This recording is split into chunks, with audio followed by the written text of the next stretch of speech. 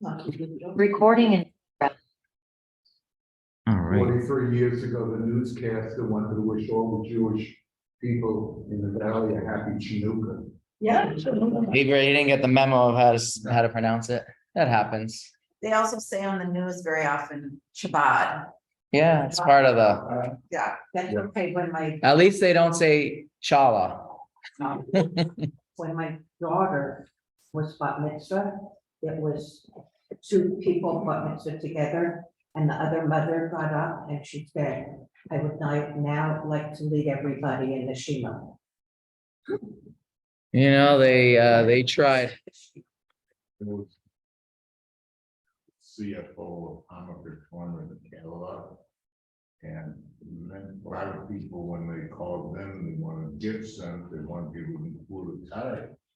And when they get a phone call from our warehouse in Cincinnati, they said, we found 4 or 5 ways to spell Hanukkah. Which one do you use? I was on TV a few years back, and one of the questions that they had was, how do you spell Chanukah? And like, there's a menorah in front of me that has Chanukah on it, and I still spelled. I'm like, while I'm doing it like by heart, I missed the letter in the middle. They were asking about the CH and the H and the H at the end, and that's like a classic question. And it's an easy answer, but it's a classic question. It's a Hebrew word, and it's just however you spell it, you're not wrong. There's the classic spellings, but in the end of the day, in Hebrew, it's spelled one way. Let's put it that way. Right. That's the short answer. Right. I watched this short clip. By the way, I do want to, we should go around the table and then I'll share the short clip that I watched. Abe, we'll start with you just to get names for those of you who walked in late and didn't get all the names. You could share your name and your favorite fruit. I'm just joking. Just a joke. Just your name. Fruit? I was joking. My neighbor's fruit. Is your favorite fruit? Grapefruit. It's an Airbnb and I just take whatever I want. Wow, good for you. Nice. What is it? Grapefruits. Grapefruit. And what's your name? Name's not great. Hey. I he know, said- but he didn't say it. He said, thank you for reminding me. All right. Heard, married to this lovely lady, Ethel. And I'm at home, married to her. To her. Missouri. Oh, that was her. I'm Jamie, married to Jeffrey. Jeffrey, married to James. I'm Gloria Burstein, and my favorite fruit is, it's hard because I love fruits. Watermelon. Is a watermelon a fruit? Yes. Okay, I'm just checking. I was. Well, Seeds. I think so. I don't know. Vegetables have seeds. No, by the way, I'm just joking. I don't know. A tomato is a fruit. Yes, it is. Not a Because it has seeds inside. Is a cucumber a fruit? Yes. Well, they grow on trees. But bananas, if you go by Jewish blessings, are a hadama. So which means even though it grows on a tree, it's not considered a fruit. It's not a fruit, banana. I mean, I'm going just based on Jewish blessings. It has a different blessing than, Banana and a strawberry, same thing. so maybe that's one. It's an annual, it's not. Oh, so that's what the, all right, we're almost up to you. Oh. I'm Cynthia Mary. I'm Judy and I like. Apples. I'm Laura Blumberg. And she doesn't, I don't eat fruit, so next. I eat a little bit, Actually, someone just sent us a box of pears from like Oregon or something. It came in the mail. Very Indian day. Yeah, everyone knows about this? Yeah. Well, I was just they're very good.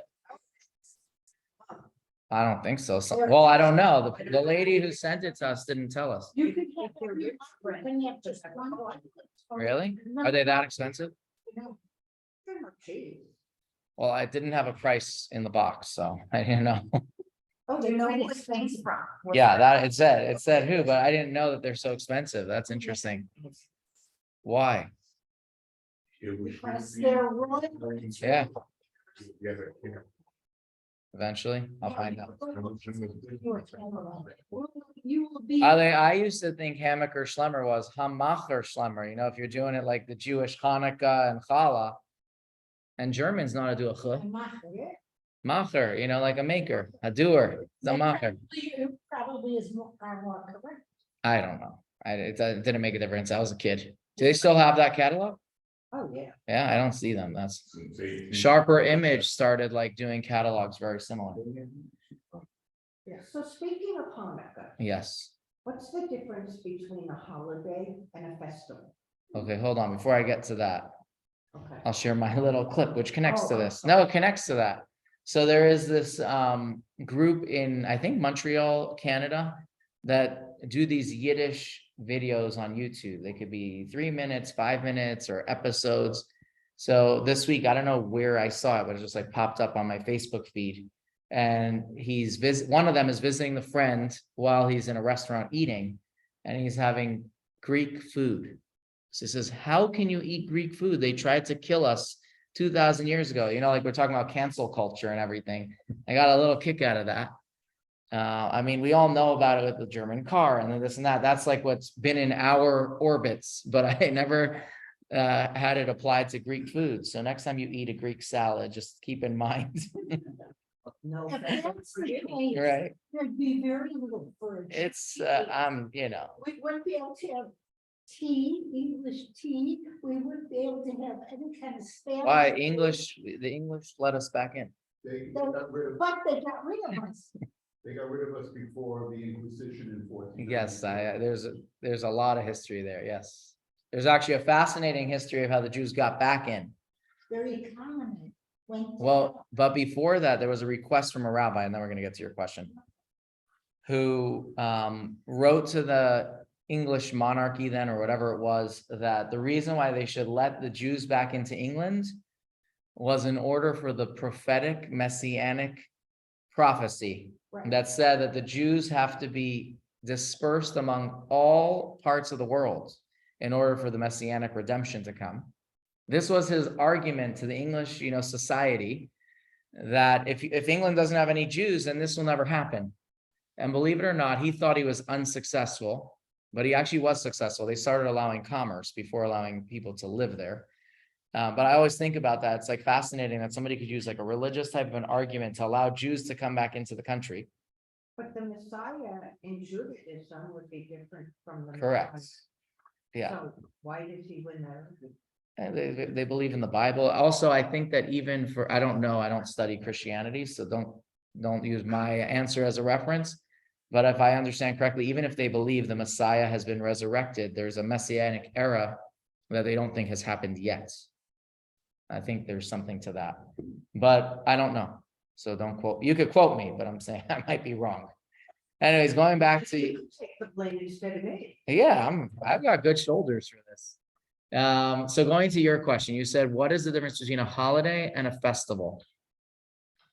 Anyone have a take on this? Before that, do you know the difference in Hebrew, if there's a Hebrew difference of the word? No. So that's always what I kind of go back to. English has a lot of words, whereas the Hebrew language doesn't always have that many words. So if in the Jewish kind of structure of Chanukah, which ones? So, but okay, I'll explain what he's talking about in a minute. You are correct. In the Torah, I'll share it first. In the Torah, you find that holidays were called a regel. Why? Because regel means foot. And there was a mandate 3 times a year for Jewish holidays, Pesach, Shavuot, and Sukkot. That for those 3 holidays, all Jews went up to the land of Israel and to Jerusalem specifically, to the temple. So it's called, in Hebrew, that's Ola Regel, to go up by foot.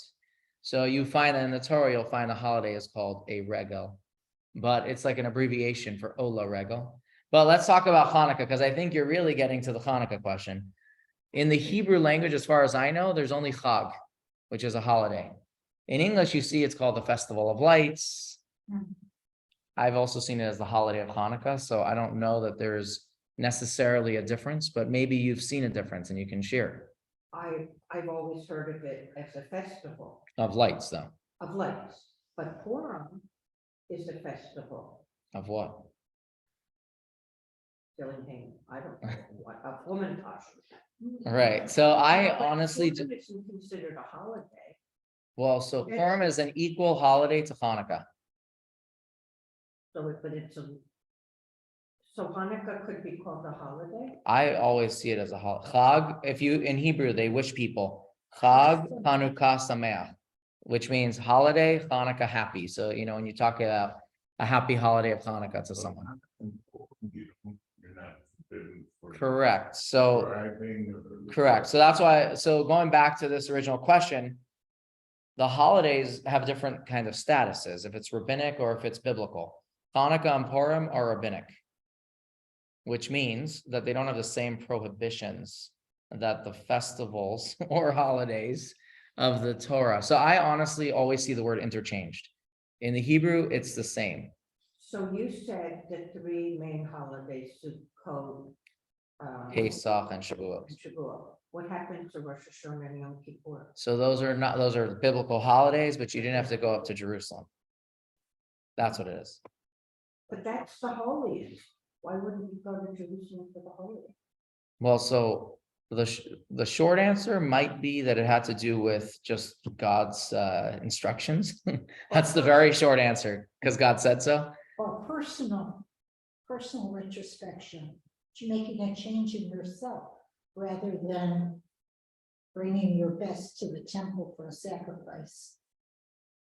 I mean, there's probably a lot of reasons, but meaning the way we celebrate is for sure different in that sense. But I guess it had to do with how many times can you go up? I don't know. The Torah just says these are the holidays that God expects you to come to Jerusalem so he can see you and that you can see. Basically, it said two things would happen. We would be seen and we would see. So That's Shavuot. You'll be, Pesach and Sukkot you'll be seeing, and what else? and see. See. See, vision. Oh, In Hebrew, it says Kishem Sheba Liro, just like they came to see, Kach Ba Le'ra'ot, so that they also came to be seen.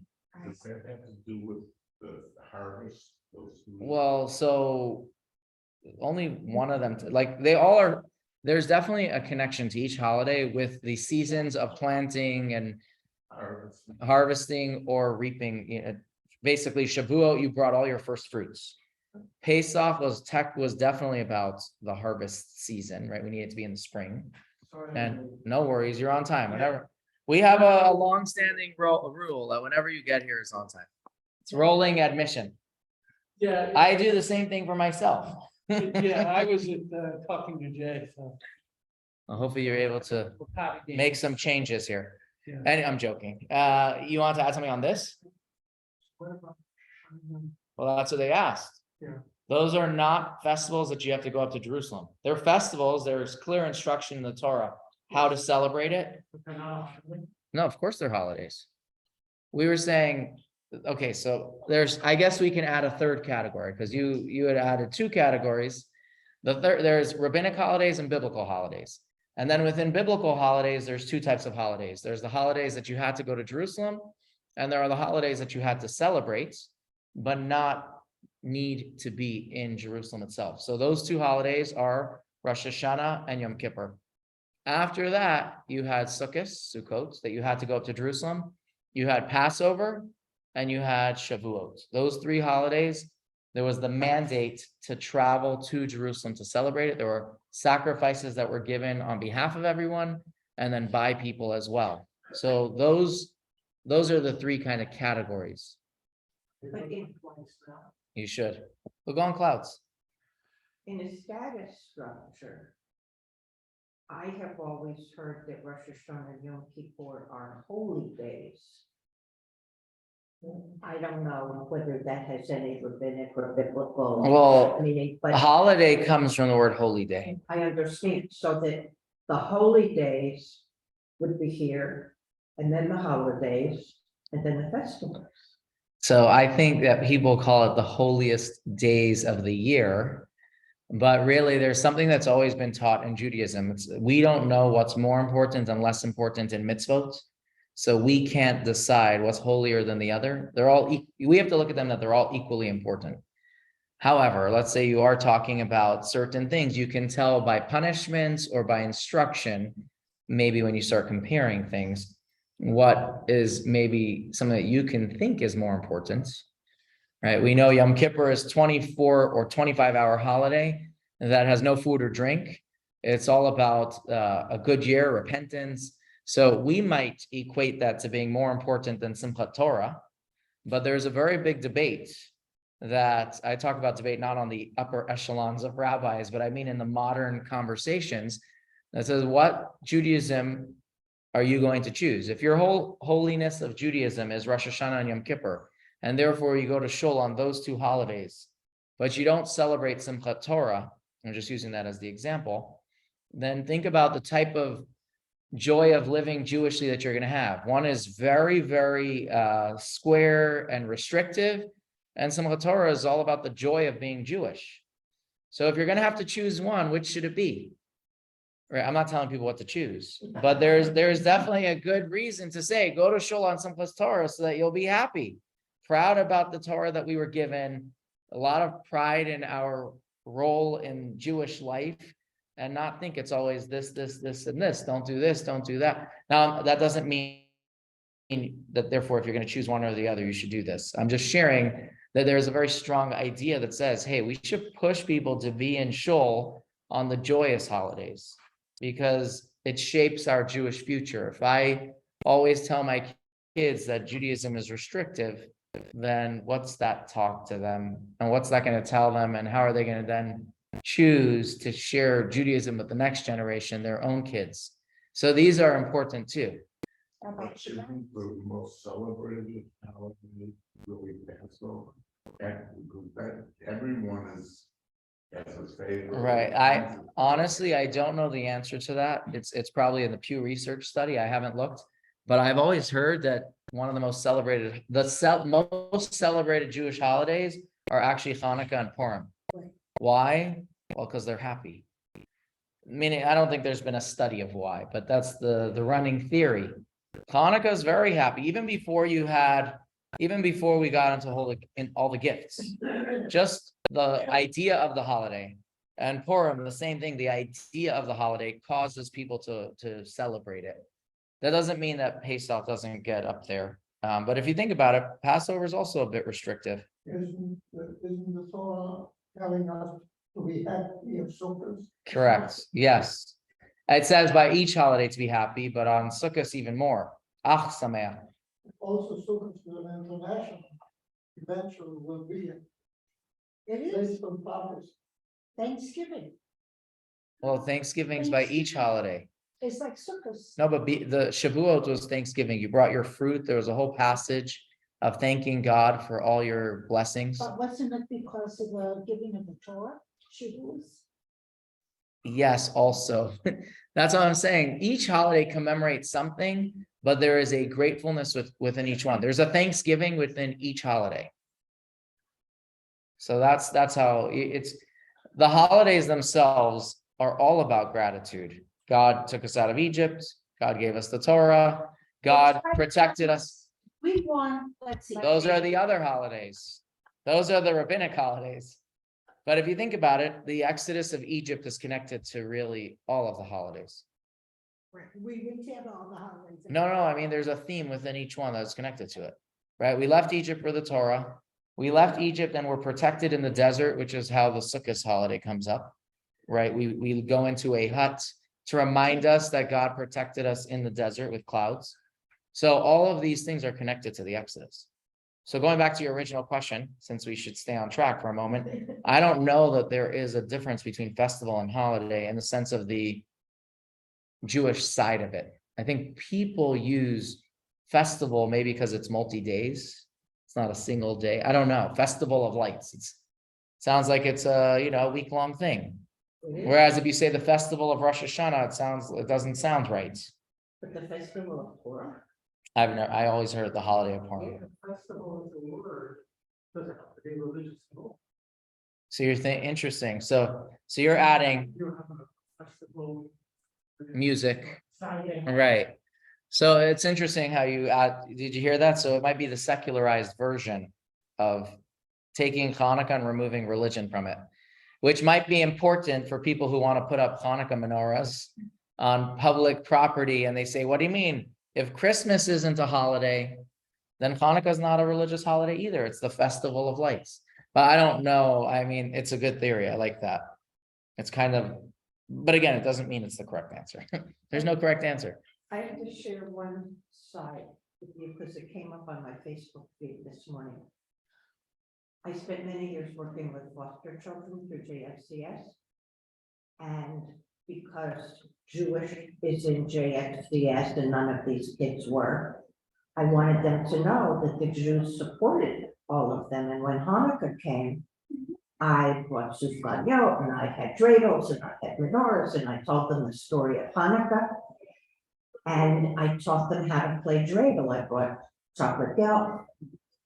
And we were playing in a round table. There were 8 kids. And at one moment, all of the kids had both their hands on the round table. And every set of hands was a different color. They were black and they were yellow. And I took a picture of it. Nice. And it came up on my Facebook feed this morning. Memory. And I get goosebumps when I think of that. 'Cause Nice. So going to the Hanukkah story, yeah. Hanukkah should really be called Festival of Freedom, rather than lights. Because lights is intended to celebrate the freedom in a way. So you're so. Right. Image rather than the content. So actually, so on this note, did everyone hear what he was sharing? Basically, if Hanukkah is to have a proper name, if we wanted to change the name to kind of give it a better context of what we're really celebrating, it should be called the holiday of freedom, which is the message of Hanukkah, right? The short message of Hanukkah is that we fought for religious freedom And we want. and we won. That's Exactly. why we give Hanukkah gelt. Why? Israeli coins.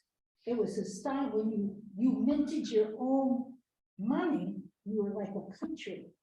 That's what Okay, that- interesting. I've never heard that, but I like it. I do think it's wrong. I'm just joking.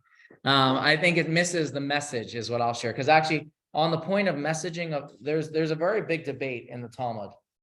The famous line in the Talmud that questions Hanukkah in general is 2 words. My, which is what? My Hanukkah, what is Hanukkah?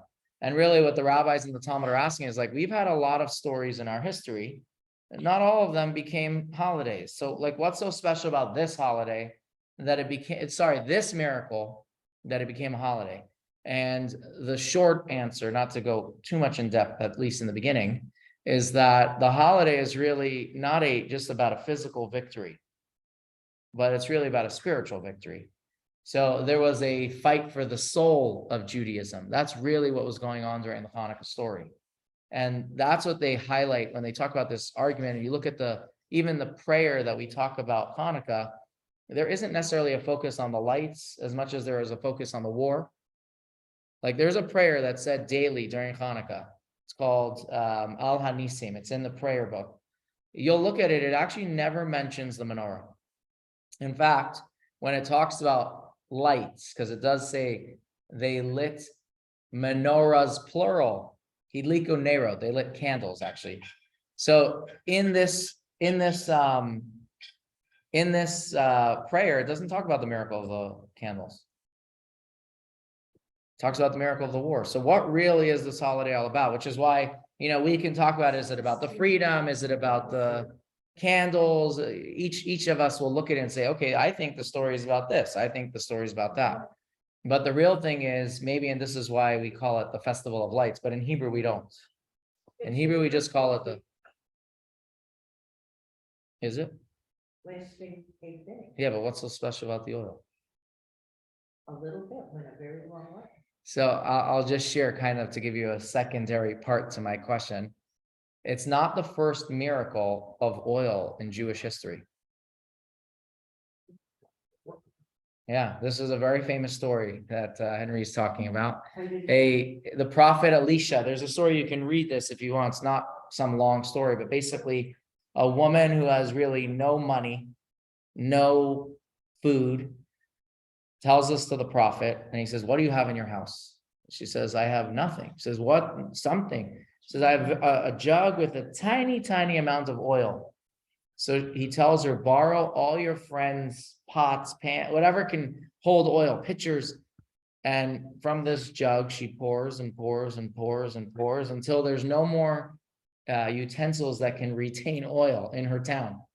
And then she sells it and she has money to survive and live very well. So when you talk about miracles, not everything in Judaism becomes a holiday. Right? So it has to be more than just a miracle about oil. And when you look at the story, they talk about the miracle of the victory of war. Oil represents a lot. Oil represents wisdom, at least in Jewish texts. And that's where we come to kind of like the inner meaning of the story of Chanukah is not just a physical victory that the Greeks were no longer on our backs, but rather that, like you said, it's about freedom, religious freedom. It was about being able to study the Torah because it's God's Torah. Because the Greeks didn't have a problem with Jews in the beginning. They actually allowed the Jews to live with them. They had one thing that they didn't like: God. They said, if you're going to live why do you do things that you don't understand? Right? You want to tell me that the Torah says not to steal, not to kill? Great. But if you're going to tell me that you have to do something like a circumcision, that was one of their examples. That was one of the things that they banned. They said no more circumcision. What was their problem with circumcision? It made absolutely no sense to them rationally. So you're going to cut off a little portion because God said so? That doesn't make sense. It's not like they had studies then of, like if you do this, 65% of children that are circumcised have less issues with, infection or whatever. They don't have those studies. Besides the fact that that's not what the Torah says anyways, right? Those might be what I call the fringe benefits of a mitzvah. But the Torah says do it because this is how you connect to God. This is our covenant. The Torah says keep Shabbos because God rested on the seventh day. You rest on the seventh day. Those mitzvot are the ones that they banned. Why? Because they didn't like God. They said you're doing it because God said so. Who's this God? What do you? That makes absolutely no sense.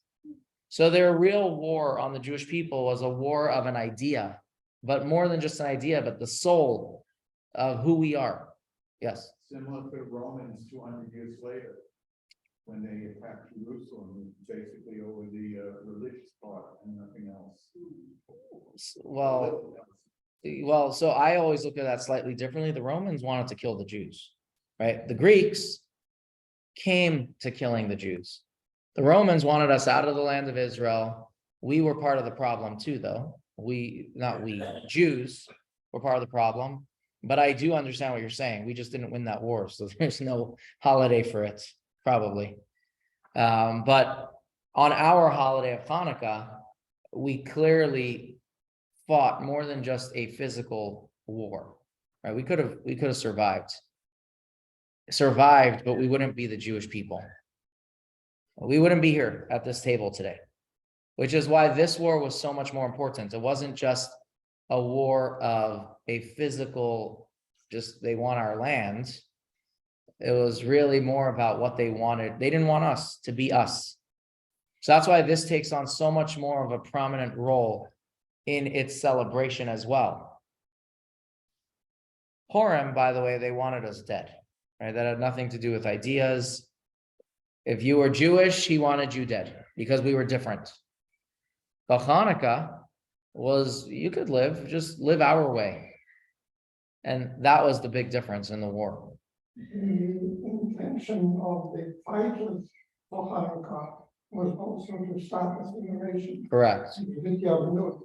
Becoming like the Greeks were very popular at that time.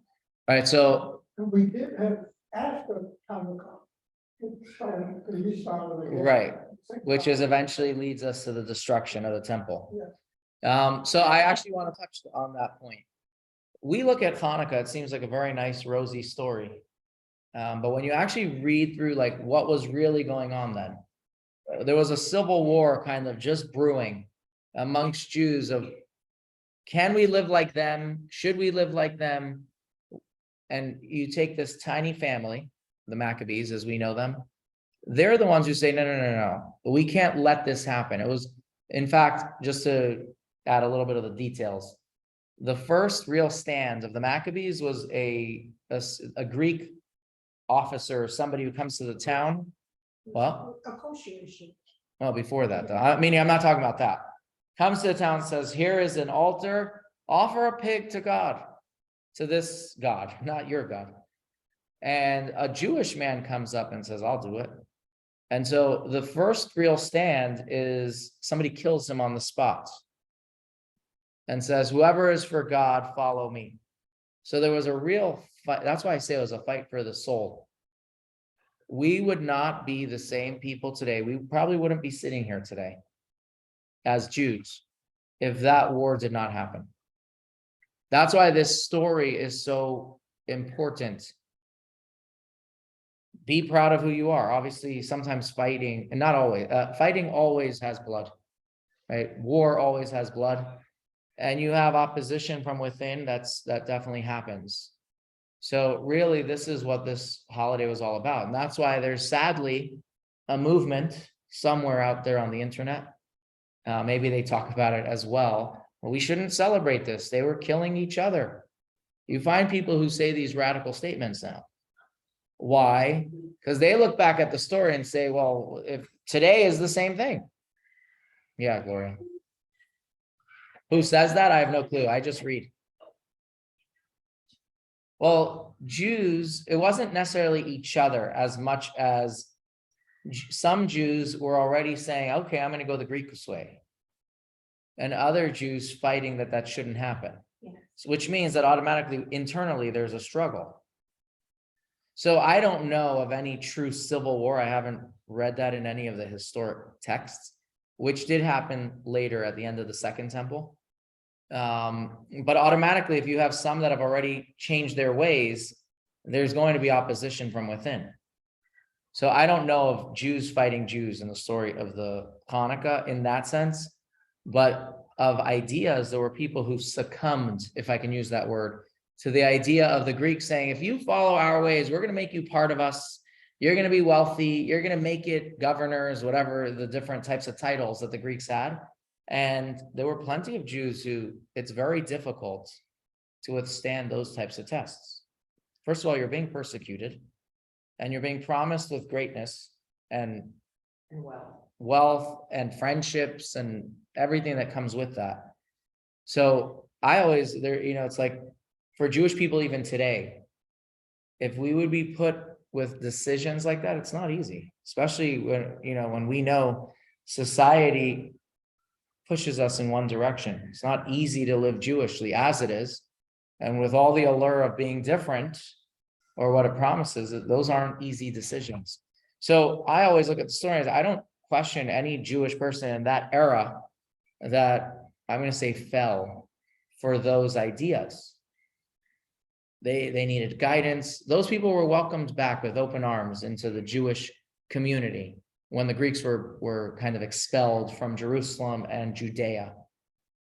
But at the same time, there were plenty who really got lost to that. And that's why it was more than just freedom, but a religious freedom. And that's why the Chanukah, like for me, if somebody says, what are you celebrating on Chanukah? If they asked you on TV or something, it's not that the miracle of the oil lasted 8 days. That's how we celebrate it. But what are we really celebrating is this idea that we should be proud of who we are, celebrate our religion freely. And this message is not just for us. This message is for everyone, which is why Chanukah, if you look at the mitzvah of Chanukah, how are you supposed to celebrate this mitzvah of lighting the menorah? It says to, Put in the windows. right, well, I wanted to use that word. To spread and make known the miracle. Why? Purim, we don't have that mandate to go tell people that we want. Why are we spreading the miracle? Because the miracle is more than just lights. So going back to kind of, okay, so we celebrate it very publicly in those days. You come to the 1950s in America, if you were Jewish, you had now almost 2,000 years of history between the story of Chanukah. I think it happened in the year 164, 165 before the Common Era. So we're almost 2,000 years removed from that. So what has happened between then and today? Lots of persecution. Jews are not excited about their Judaism. What do they see? You come to America, Christmas is a huge holiday here. And if you're a Jewish child, you have no holiday like that. So there is not only do we not have a holiday like theirs, we're embarrassed of who we are. So there is a renaissance at a certain point that people start saying, no, we have a holiday, Hanukkah, and we have 8 days of gifts, right? This was definitely a knee-jerk reaction to give Jewish children some sort of a pride of who they are. Is that the right way? I'm not getting into that right now. But Hanukkah was always about guilt. Hanukkah really, our Hanukkah, the way, I don't want to use any political terms here, but the way Hanukkah is celebrated since the 1980s and beyond was putting Hanukkah back to its original glory. So I'm not using political words. I was going to say making Hanukkah great again, but I didn't want to do that. Hanukkah in its original method of celebration was very public and very fun. The menorahs were out, the city, you can imagine if you lived in a very well populated Jewish area, every house had a menorah in their window. There were celebrations, latkes or donuts, depending on what part of the world you lived in, dreidels, right? Because the dreidel wasn't invented in 1900. I think I looked once, like the earliest mention of a dreidel might have been the 1600s. I could be wrong. I once read this. I was curious. But again, there was a lot of celebration to the holiday. But then if you had a menorah in your, just think about time changes. You put a menorah in your window, they'd break your glass.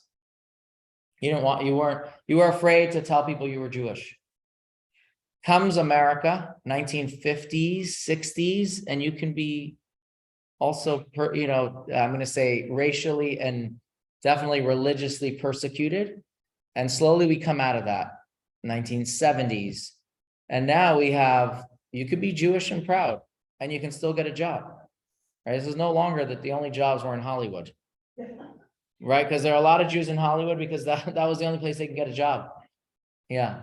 It's interesting how Jews always somehow try to adopt their local custom. In Europe, between 1900 and 1960, was a Hanukkah bush. Very popular. Was it Europe or more Russia? Europe also? Germany, Okay, because I know Russia had that. in Poland, Germany area. But even in Israel, we had communities. With a Hanukkah bush. We had a Hanukkah bush, which of course was very irritating to any normal Right. or Orthodox Jew, because bush doesn't belong to Hanukkah. We're all over the place, mostly German Jews. So that's how I know about it. The bush or the tree was not at originally Christmas. had any religious significance at Yes, all. It was just celebrating the winter. Well, so I don't know. It's That when evergreen. And it is a symbol of ever life. So it almost sounds pagan. Star on the. It's pagan, yeah. Because it's a symbol of everlasting life. Right. I've heard that it's pagan and it kind of became Christian. Which would also mean Jews shouldn't have it technically, right? Either way, though, I appreciate what you're adding, right? So we kind of want to feel like we're part of it. So we do things.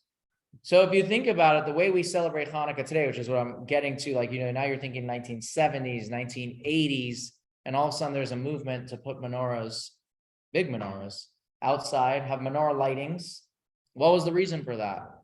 So most people say, oh, we're trying to be like the Christians. We want to have public holiday celebration to make our holiday like theirs. But really, it's important to remember, no, our holiday was always big. We hid it because it was dangerous to show you were Jewish. So when you go to a public menorah lighting, yes, there was a lot of intention behind the Renaissance to have public menorah lightings again in the 80s, or to have public menorah lightings. I don't know if they had public menorah lightings then, but to have menorahs outdoors with parties, it was 100% that Jews should see a symbol of their faith and be proud of who they were. And not have to look at a tree and say, I wish I had that, or to look at the presents and say, I wish I had that. So gelt was our gift giving. And I appreciate what you said. I'm sure there's a lot of truth to that, the freedom aspect of it. But I always heard, and I know that the gelt of Hanukkah had to do with education. Hanukkah has a number of meanings in the word Hanukkah. Dedication. One meaning is dedication, right? We rededicated the temple. The Jews were expelled from it.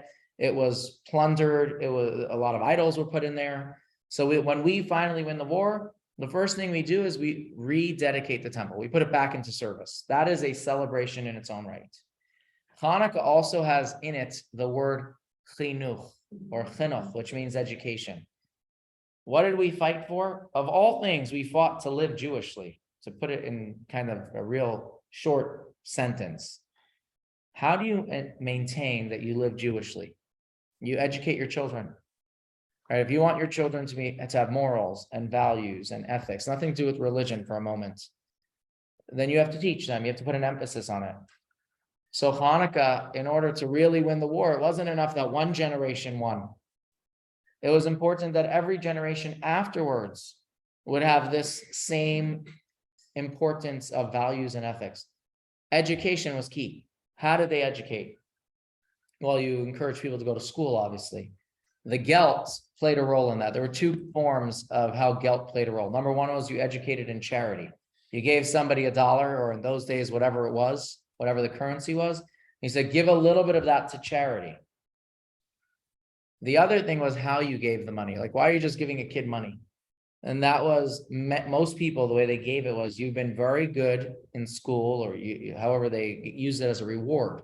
Said, here is some money, go buy something, but give some of it to charity.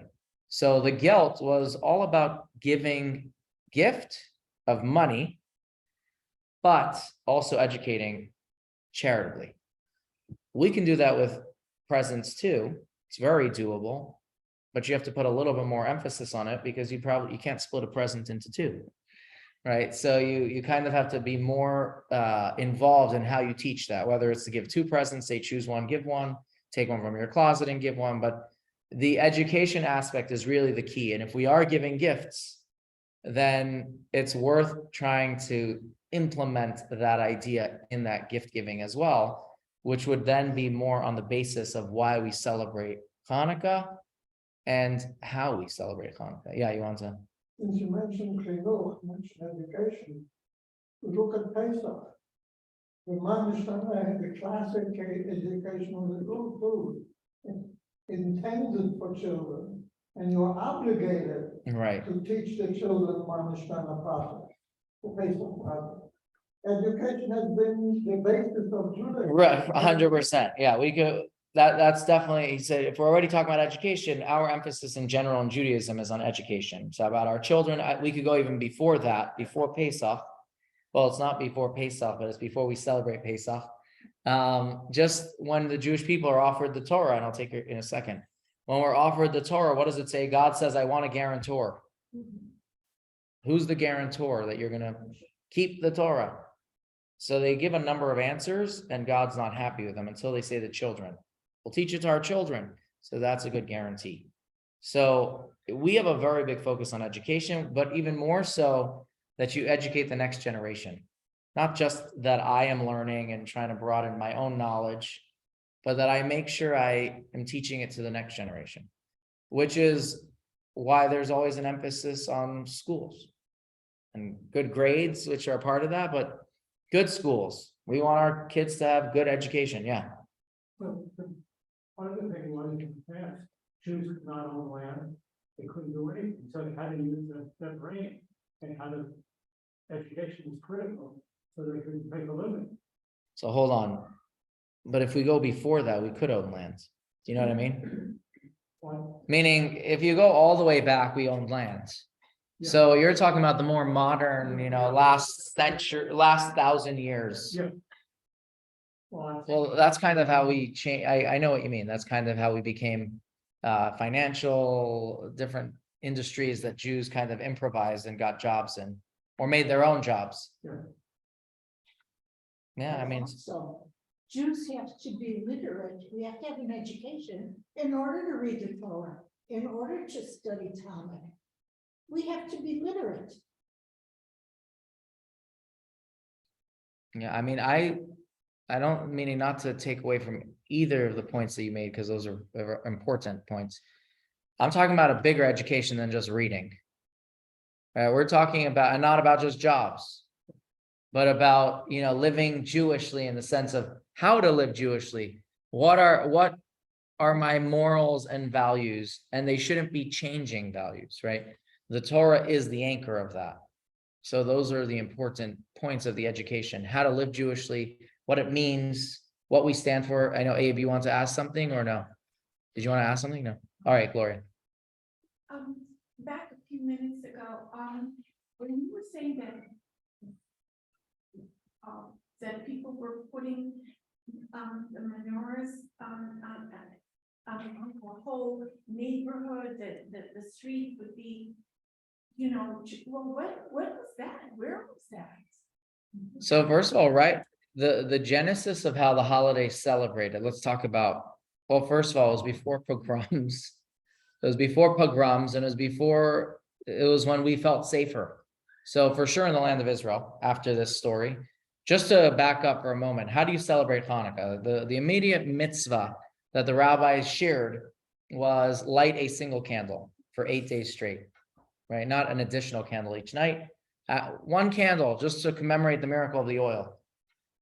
Afterwards, they said, if you want to do it a little bit better or nicer or more meaningful, have a candle for each night. So by the last night, you'll have 8 candles.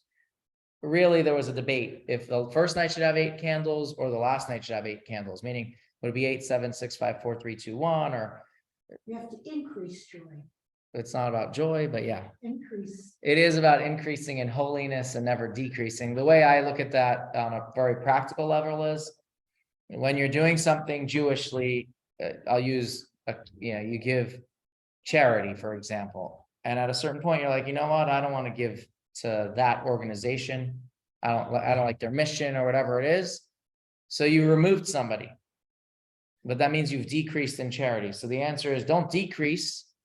Find another one so you can maintain it. And also we should always increase in doing good things. So if you've taken on a resolution that once a week you're going to study Torah or go to class or find something online to learn, always add, don't take away. That's the Jewish message of why we add a candle each night. Add in this light, add in this holiness. And that's the answer in the Talmud, why the opinion of adding a candle each night was the answer rather than diminishing and subtracting each night, right? And holy things and good things, you always have to increase, get better, do more.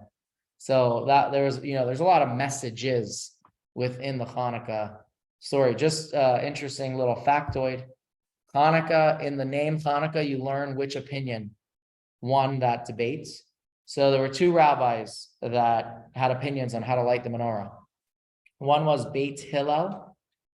He was of the opinion that we follow. Every night you add a candle. The other one was Beit Shammai, in the house of Shammai. He was of the opinion 8 candles the first night, and then every night you remove a candle. Why did Hillel win? Like we mentioned, you should always add in holiness and never remove. But in the name Chanukah, there are 5 Hebrew letters. Chet, Nun, Vav, Kaf, He. So the way you see it in the word is Chet, Nerot, 8 candles, V'halacha, and the law, Kibet, like the house, Hillel, of Hillel. So in the word Chanukah, we see that who won the debate? The house of Hillel. We do 8 candles, and we do it like the house of Hillel. Just a point, Chanukah should not be spelled with a vowel. Grammatically, it's incorrect, So why do we spell it that way? because we do a lot of things that look, it's always a lot of ungrammatical things. Right. The reason is grammatically. It could be- can't have a curve unless there's a short vowel before it. So the short vowel is short, 3 dots replacing the vowel. I understand. I'll buy your. Yeah, I didn't make it up, so we're good. But actually, in the Talmud, I think it's spelled without the vav. But I'm going to look. I could get the image of that page. Yes. Just a little sidebar on the charity part. Do kids still bring, and I don't know the meaning of the words, I'm sorry, but Karen Ami. Karen Ami. When I was little, and I went to Sunday school, we had a thing called Karen Ami. So Tzedakah. it could be a foundation. I'll share. Karen means like a fund. Ami means my nation. So it could be the my people fund, kind of. I'm gonna Google that after in a minute. I have the internet here. So there are a lot of Karens. If you go to Israel, every kind of fund is a Karen. Exactly. JNF in Hebrew is Karen, Kayemet, right? KKL. Have you heard of that? So JNF, the Hebrew is Karen Kayemet La'am or something. I could check, but Karen means a fund. So Jewish National Fund is a Karen. But you said Karen Ami. I used to bring my quarter. Every week to Karen Ami. Oh, that's it. It'd be interesting. It's still there. Didn't we get little stamps and put it in a book where you give a quarter and then you got stamps and put it. All right, look at this. Jewish Family Services of New York, I think, applies for and administers emergency funds from the maybe it's North Carolina, WNC Jewish Federation Karen Ami Fund, which is dedicated to providing assistance to Jewish. I have to open up the actual to Jewish individuals. So it's, in other words, even here, JFCS has become a nonprofit that is not denominational to Jews specifically. It's for all.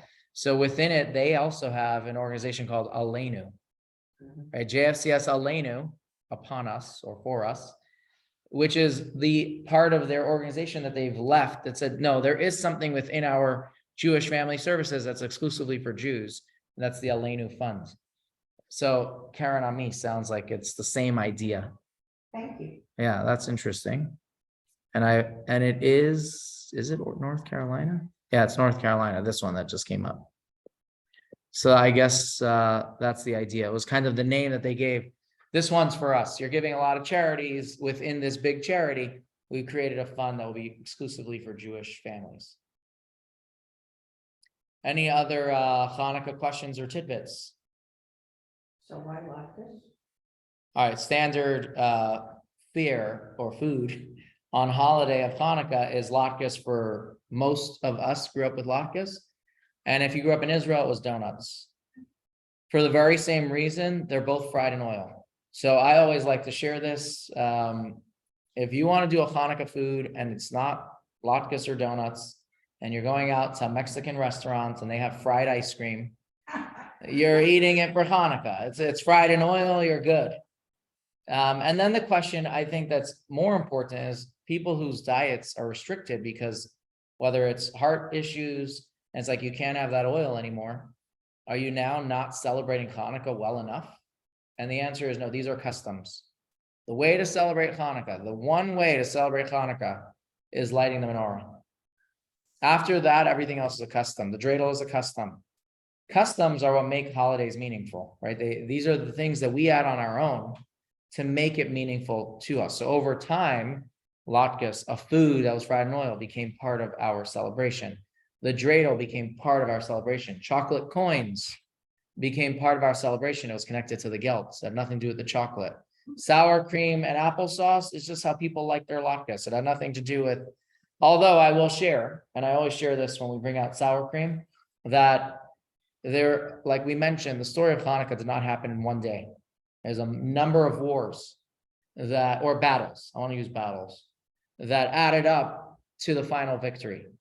There are a number of players and stories that are part of the Chanukah story.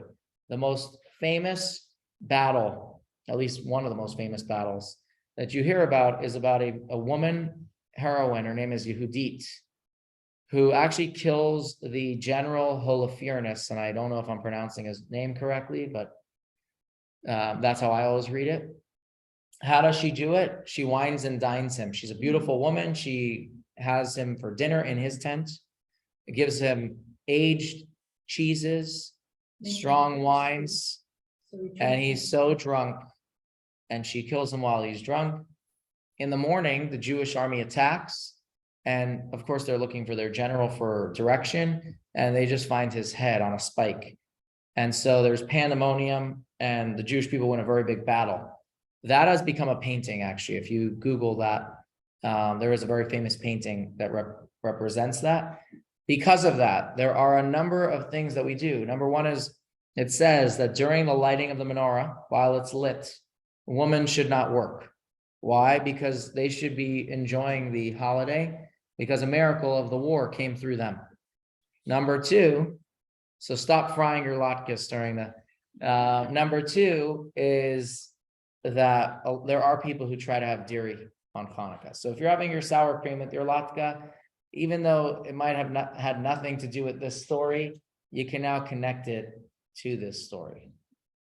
So the way we celebrate Hanukkah is through celebration and praising and thanking God. Do you have to have a meal to celebrate it? That's a debate between different halachic Jewish law authoritative people. But we definitely increase in food. That's what most people do, right? You added festive foods. So the Torah says you shall buy a brisket. The Torah doesn't say anything about Hanukkah, but that would be a reason to celebrate with food, because there's definitely one opinion that says, no, we shouldn't. We should have a meal thanking God.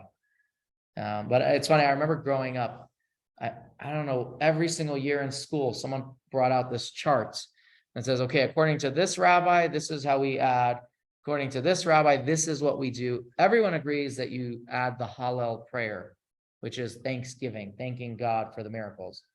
The question is, do you also add food, the different things that we kind of take for granted? We don't even think about these things. Yeah. The last two letters of Chanukah coffee indicate the timing of God. Correct. Correct. So I'm going to explain that more in depth. So like I said, what's in a name is always something that Jewish people study, just so you know. Even the names of the Torah portions, like every single Torah portion has a commentary that will tell you why this name. In fact, sometimes they wonder why this and not that. This is like a tiny detail of the large Torah portion, and they named it this. It should have been something else. To give you an example, Sarah dies. Abraham's wife Sarah dies. There's an entire Torah portion that is called the life of Sarah. Her passing is like 10 verses. I mean, the rest of the Torah portion doesn't talk about her, right? So again, everything gets analyzed. So Chanukah, the name Chanukah, like we mentioned, has a number of meanings. One of them is representing the war that we won. How is that?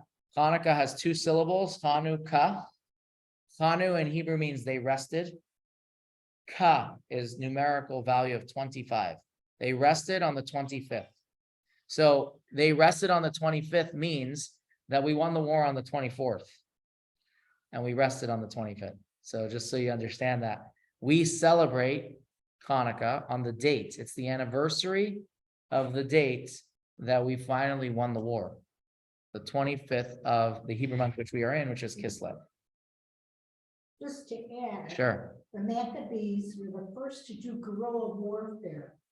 And I don't remember, it was Annapolis, or some war museum, has a whole section about the Maccabees and how they won the war.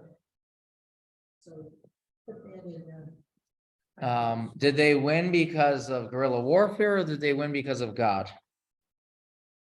Well, they were inspired to do God's work. Well, so I'll tell you, there is So God gave them the wisdom to do guerrilla warfare. They had to resort to guerrilla warfare because they didn't have a mechanized army. Right. The Hellenistic Oh, state. they were hiding.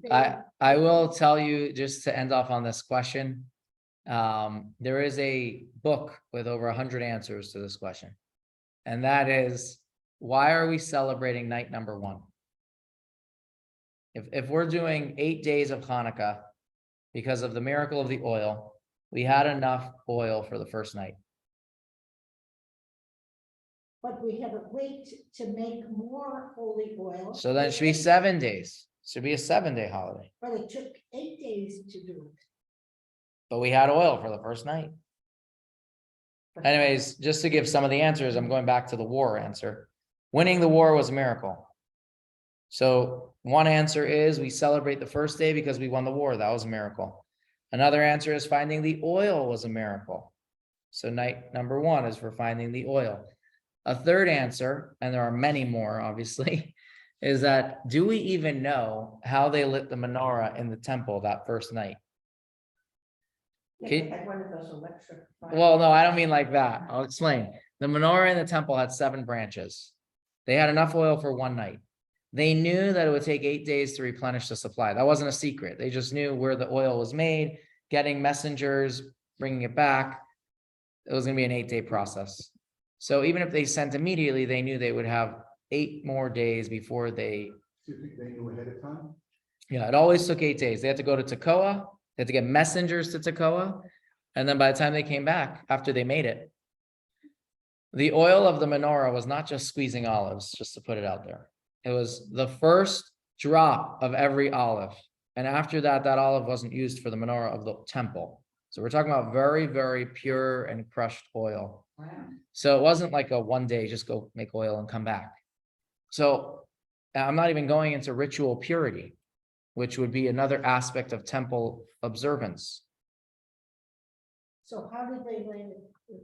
So let's say we put this question up here. How would you do it? What would everyone here do if you had an opportunity? You're given the opportunity to light the menorah. Do you use all the oil on night number one, or do you ration it out so every night it lights a little bit? Well, I would ration it up. Well, maybe the first night should be done right. Hmm? Maybe the first night should be done right and do all the oil. My point is 2 Jews, 3 opinions, right? Yeah. So you can imagine that there were a lot of opinions of how to do this.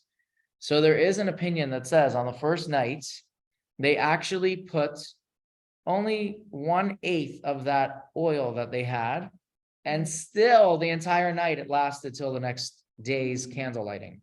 And then the second night they put only another 1/8, and still it lasted. So even on the first night would have been a miracle, according to this answer. Right. So my point is there are a lot of details to the story. To add one last idea to this, there is a Jewish law that says what type of oil takes 8 days to make? Only oil that's ritually pure. Technically, we can press olives anywhere, right? But the point is that the service of the temple had to have a spiritual ritual part. At war, everyone is ritually impure. Everyone has come into contact with a dead body. We are all ritually impure. If the majority of the Jewish people are ritually impure, the service in the temple can be done in a ritually impure state, which means any oil can be used to light the menorah. It doesn't have to be this special oil that comes from one city and is brought back. So why were the Jews so insistent on using this one little jug of oil and not using any oil that they could find? Remember, the Greeks, if you really read the details of the story, they didn't pour out any oil. They broke seals. They broke the seal. It's like you buy my water. If I open it and it's not connected to this plastic, it says don't drink it. Someone might have tampered with it. But if it's oil and I'm not drinking it and I'm not cooking it, I could light my menorah with any oil. Or oil that they've tampered with the seal of the priest. Yet, the Jewish people insisted on using the oil that was not tampered with. Why? And this is really the story of Chanukah in a nutshell, because this is what they fought for. They fought to be able to do Judaism because God said so, not because of the rational, well, you want fire? Any oil will make fire. So no, we want oil that was on God's mandates, that it should be ritually pure, not defiled by the Greeks. That oil is what we want to light the menorah in, because if we go and light it with any oil, and then even though we won the physical battle of the war, they're still winning on the message. So when you light your menorah this year on Chanukah, yes, it's a beautiful celebration with friends, family, or maybe just yourself, however you're doing it. Just know that it is way more than just a miracle of light lasting 8 days. It's really the soul, the essence of who we are is in that menorah and what it represents. So that's my closing thoughts. So why is it Hanukkah in the Torah? So the holiday happens after the Torah. It's basically the very simple answer. Right. So the Torah is given, let's say, in the year It's given 3,000 years ago, 3,300 and something. And Chanukah happens in the second temple. So the first temple is already destroyed. We're talking about almost 1,000 years later, I think. But we still have a temple. It's before the story of Masada. And we'll say goodbye on Zoom. Karen was very quiet today.